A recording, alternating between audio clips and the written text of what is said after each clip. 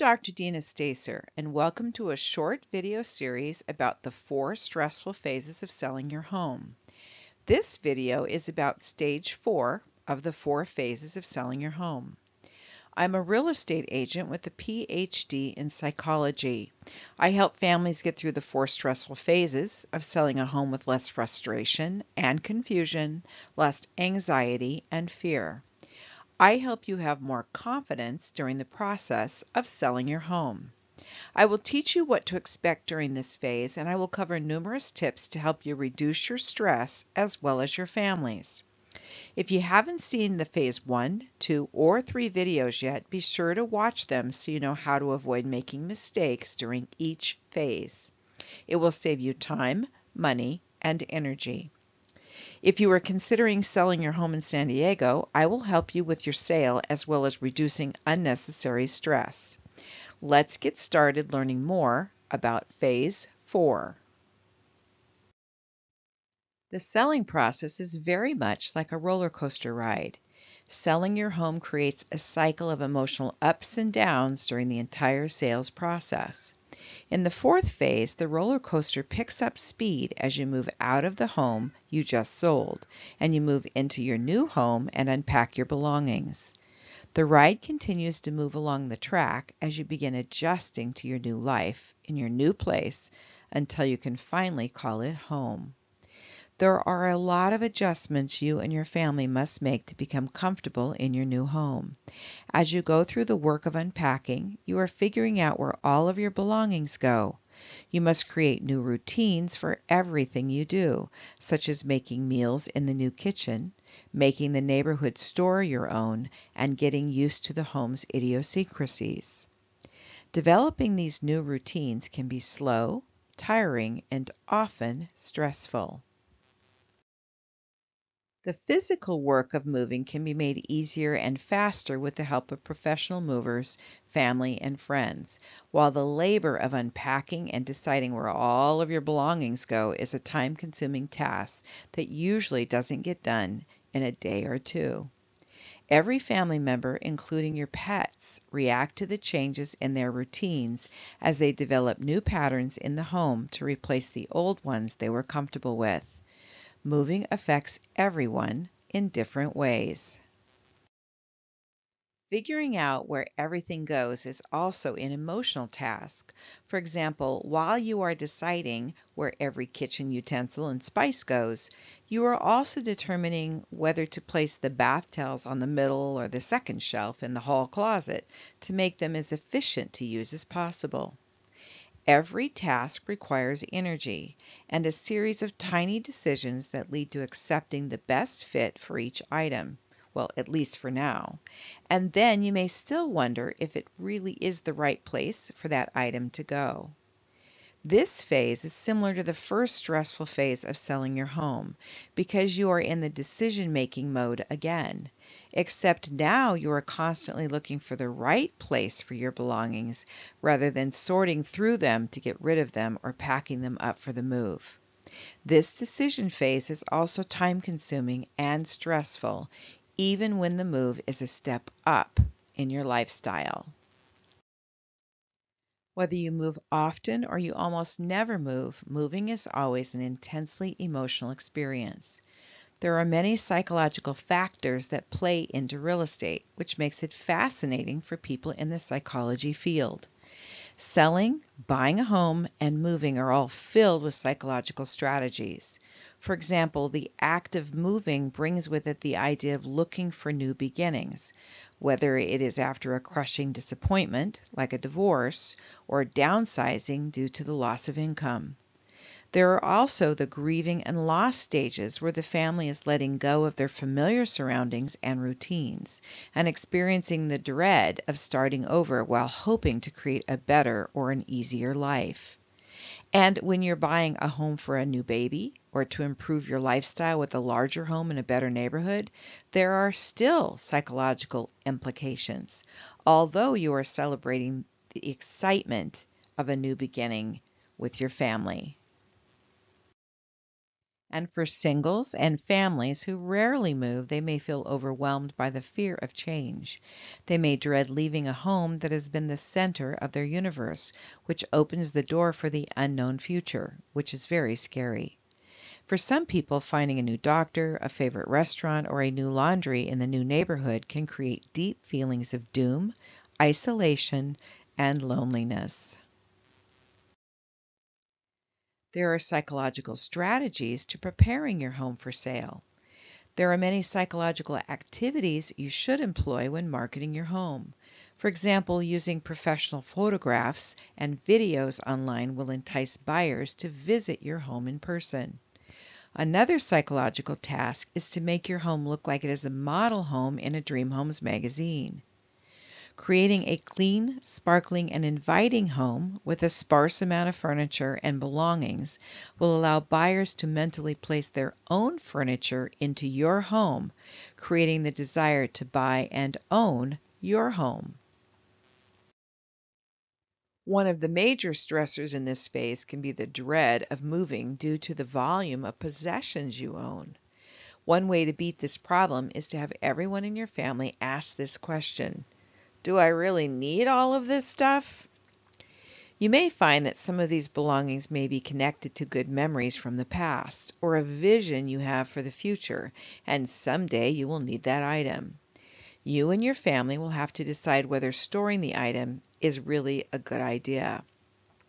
It can be difficult for some people to go through their belongings, deciding what they can part with and what they no longer need. Many people find it might be hard to let go of items because it was expensive, or it doesn't seem right to get rid of it, even if they haven't used it yet, because they plan to use it sometime in the future. Apply this question when you're paying movers by the hour to move your stuff. Do I really want to pay extra to move my stuff I am not going to use in the near future? Here are more questions to help you and your family decide whether to keep certain items. Do I really want to store this item I am not using until sometime in the future? Is it going to take up valuable space I really need for items I have to keep or want to keep? Why is this item important to me? Can I give it to someone else to use, and will they use it before I do? Can I borrow it from the person I gave it to? Can I rent it if I need it in the future? Will I ever really use this item? And if I get rid of it, will I regret it? Dr. Deena, I think I need drugs, Eddie said, one of my title representative friends. I asked him why he thought he needed drugs, and he said, I don't know, but I feel really messed up and weird. Okay, tell me more. And I learned that he and his wife had just moved into a small place while they were waiting for their new home to be built.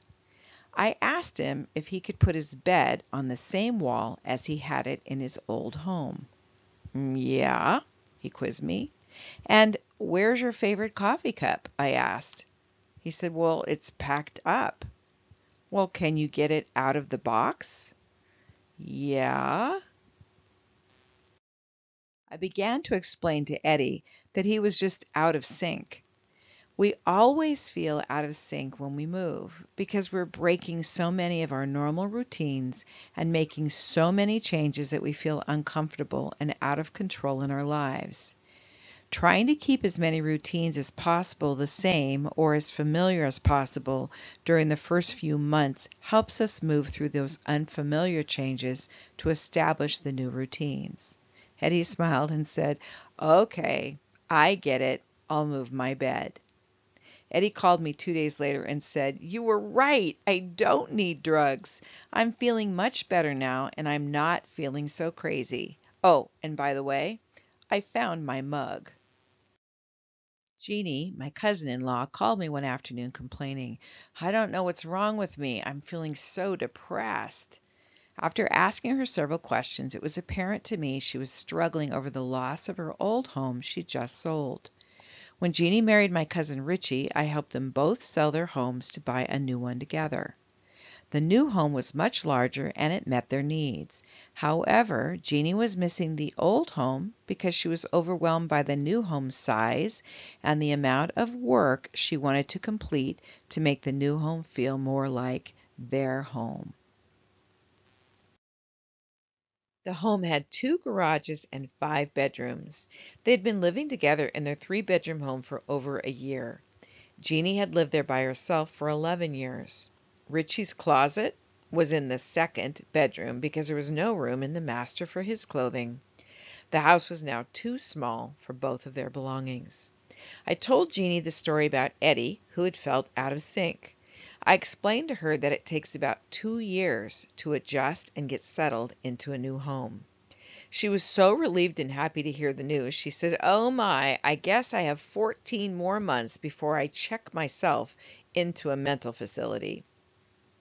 Just telling her that it takes about 2 years to get settled reduced her anxiety, and she began enjoying the tasks ahead to turn their home into a place they could both call home.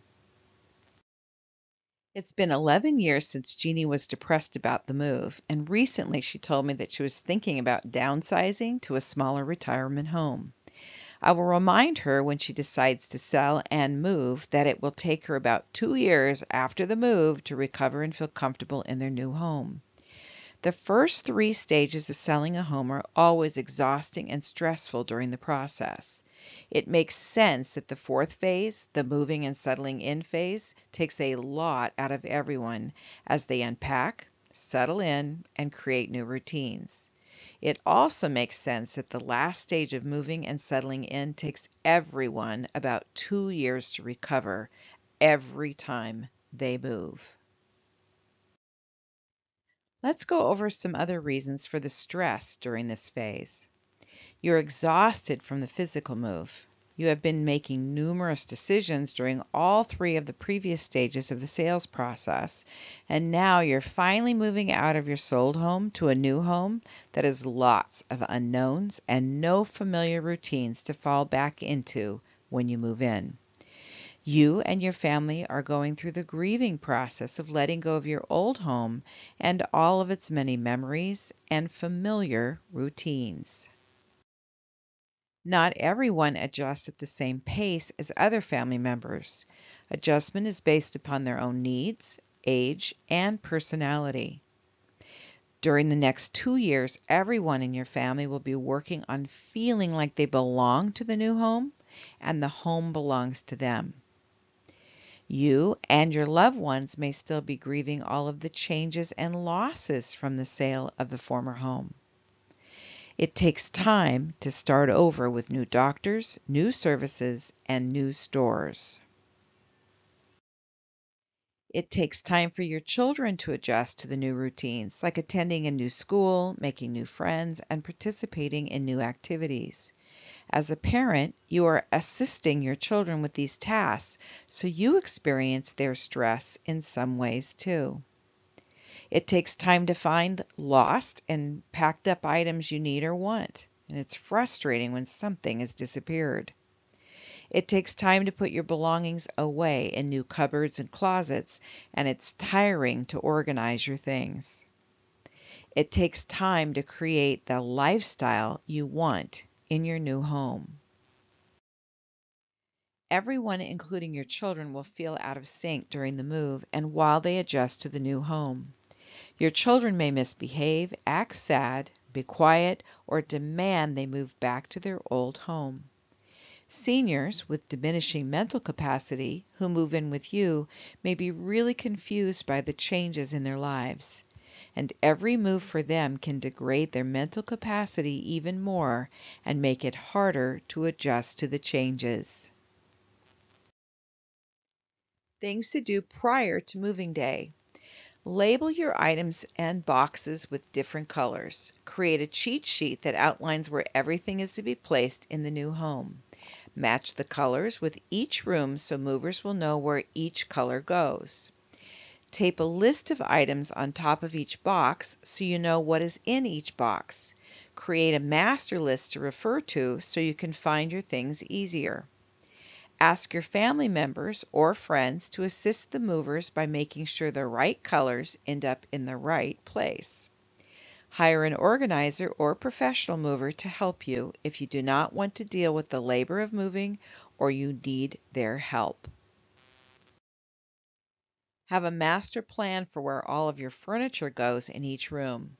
Take pictures of furniture that go into each room and give copies to the movers. If you have a sketch or a floor plan of each room, you can show them where each piece goes and where the colored boxes will go in each room.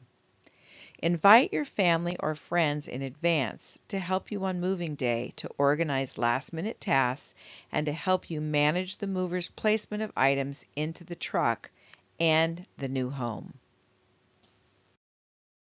Plan out the snacks and meals you will need for the family and friends who are helping you move and unpack. Buy waters and plan on putting them into an ice chest so everyone stays hydrated. Ask your children what they want for snacks and keep them involved in the moving process so they feel they are a part of it. Plan out with your children the activities they will do while the movers move. Or hire someone or ask family or friends to be in charge of the children during the move. On or before moving day. The night before moving day, review all of the information you will need to have done before the movers arrive. Organize the boxes that are going to be riding in your car. On the day of the move, pack up your car with boxes you designated for traveling, the snacks and water, pillows, blankets, sheets, and toothbrush, etc. for the first night in the home. Make sure you have all medications and important items you cannot do without in your car. Are your children's activities ready for the drive to the new home? Make sure everyone has an extra change of clothing, a coat, and other items they may need due to changes in the weather. Do you have the master list for the contents of each box and the color coding list? Do you have the blueprint with furniture outlined for each room and copies for the movers? Select one room you want to get completely ready on moving day. Ask your whole family to help you get those boxes unpacked and the furniture rearranged so it will be comfortable for everyone to use as the retreat from the mess in other rooms. Make this room your hub for connecting with family, looking at the master list of items, and giving all family members assignments for unpacking. You may want to work through each room in the house together so you get more done with less hassle and frustration. Invite your younger children to find a box they want to play in. Once the room is unpacked, move the boxes to the yard or a room with plenty of space and encourage the children to play in the big boxes for a few minutes. Reward your children for helping you to get the home organized. Have a special treat for them, using lots of genuine praise for their efforts, and set up a chart for all of the items they can earn points for, which will lead to more rewards and treats. Unpacking and settling in. Find a favorite getaway place in town for you to debrief. Go there often to regroup and remember that moving takes a lot of time to recover from and a long time to actually settle in. Get plenty of rest, eat nutritious food, drink lots of water, and exercise to keep your stress levels lower. Expect moving to be exhausting and plan for recovery times. Plan on children and adults feeling stressed and anxious, scared, and missing their old home, and be nurturing when they are upset. Make a list of all the things you miss about your old home and spend time talking about those memories with your family. Your children will do well if you take care of yourself first.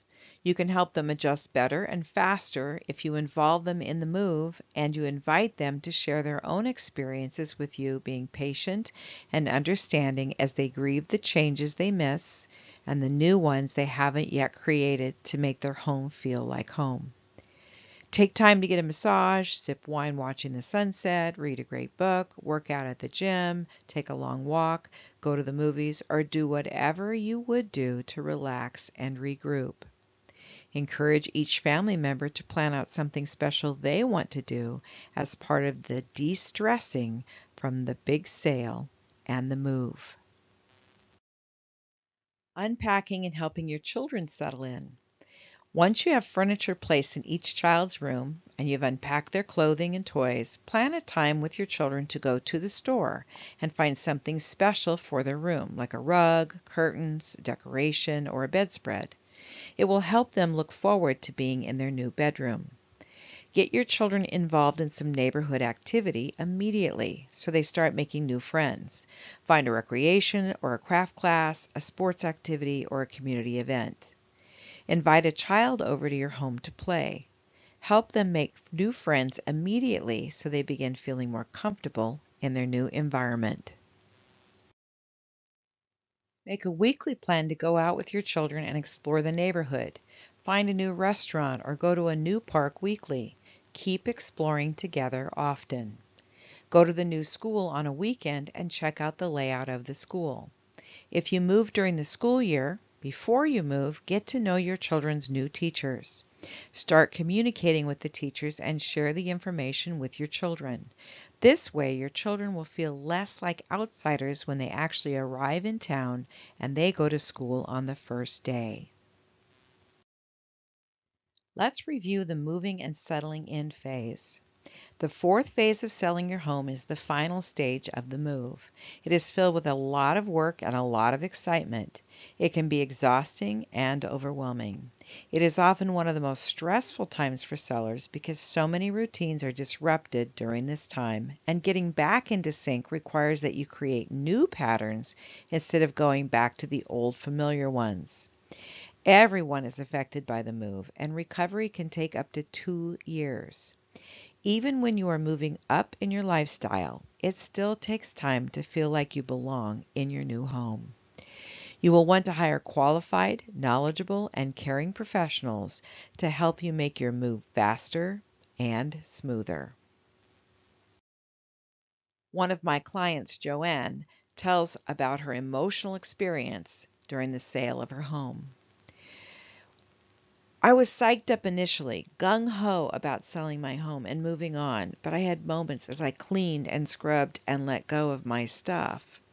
I cried while throwing away part of my life, and I asked myself, am I doing the right thing? What if I'm making a terrible mistake? Is it too late to change my mind? And the waves of emotion took me up and down the roller coaster rails, keeping me from getting a good night's sleep. One day I went to her home and she was crying. I told her she was probably exhausted from working for 8 straight weeks to get her home ready to sell. She'd been scrubbing, repairing minor projects, lifting heavy boxes, throwing away 25 years of memories, and experiencing fear about her new life. "You're right," she said. "I guess I am exhausted." When we went into escrow, she said to me, "At first, I had such a hard time thinking about giving up control to another person to help me sell my home. I knew you were the right person because you understood what I was going through, and you talked me off the ledge several times when I was overwhelmed and I got lost in my own ideas of what I thought was important. You understood where I was at. You took immediate responsibility because you knew what you were doing. I trusted you to get me through all of the emotional times. You made a personal connection with me. You listened and found out what I wanted. You made me feel like you cared, and it wasn't just a business transaction for you. You were good at staying focused on helping everyone win in the sale. You helped me get what I wanted and helped the buyers get what they wanted too."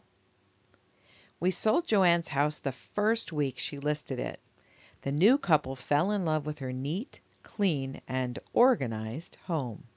She moved her belongings to her daughter's home and bought a truck and a travel trailer to explore the U.S.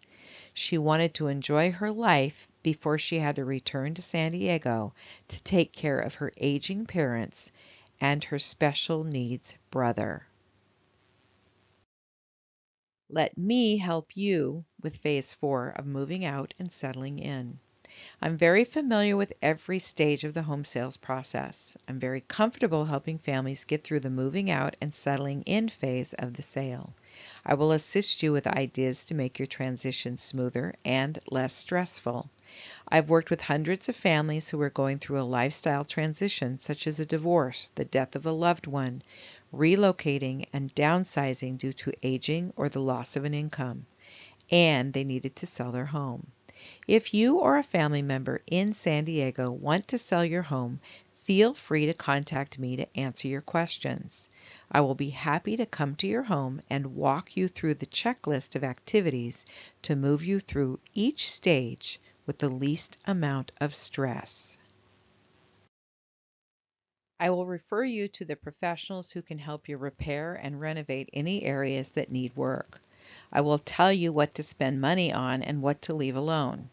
I will educate you about what to expect during every phase so you're not feeling overwhelmed. I will help you make the tough decisions to get you through all 4 stages of the sale of your home with the least amount of hassle. To learn more tips to put more profit in your pocket when you sell your home, go to sellyourhomeformoreprofit.com. To begin your San Diego search for homes online, go to sandiegosearchforhomes.com. This website offers you pictures and details about the homes for sale in San Diego County.